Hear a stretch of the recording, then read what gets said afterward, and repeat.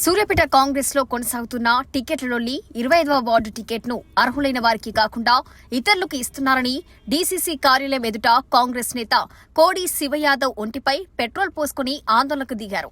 అడ్డుకున్న అనుచరులు 25వ వార్డులో కాంగ్రెస్ నుంచి ఎవరు నిలబడ్డా వారిని ఖచ్చితంగా చిత్తుగా ఓడిస్తామని తెలిపారు. మా ఆయన 10 సంవత్సరాల నుంచి జాబ్ అన్ని వదిలేసుకుని కాంగ్రెస్ తరఫున వచ్చిండు. ప్రజలకు అన్ని సేవలు చేసిండు. ఎవరికి ఏ ఆపద ఉన్నా అన్న వచ్చిండు.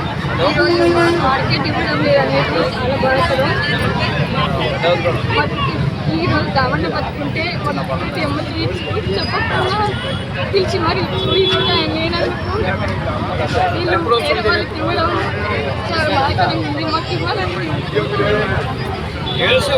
వదిలిపెట్టుకొని నా పొలాలు వదిలిపెట్టుకొని పిల్లలను వదిలిపెట్టుకొని పార్టీ ఏ పిలిపించిన అర్ధరాత్రి ఫోన్ చేసినా కానీ ప్రతి గడపకి తీసుకొని పని చేసిన ఇన్నేళ్ళ నుంచి పోయినసారి ఇదే 2020 మున్సిపల్ ఎలక్షన్లో బీబాం చేతికి ఇచ్చినట్టు ఇచ్చి మళ్ళీ ఇదే వర్గపోరులో ఇంకో పోయింది. మళ్ళీ ఈ రోజు అదే జెండా పట్టుకుని అదే దామన బతుకుంటే ఈ రోజు నాకు అన్యాయం జరగకపోతుండే. నా దామన లేడు కాబట్టి ఇలా నాకు ఇది జరుగుతుంది. అదే నా దామన బతకలేకుండా ఇదే బతుకుంటే ఈరోజు ఫస్ట్ టికెట్ నాకే ప్రకటించేటోడు. ఇలా నాకు అన్యాయం జరుగుతుంది. 10 ఏళ్ళ నుంచి పార్టీ కోసం పని చేసిన నేను తక్కువ చేసిన ఏ పార్టీ ప్రోగ్రామ్స్ ఏ పిలిపిస్తా ఏం రాలేదు. నన్ను ఎందుకు ఇట్లా చేస్తున్నారు, నన్ను ఎందుకు బాధ పెడుతున్నారు?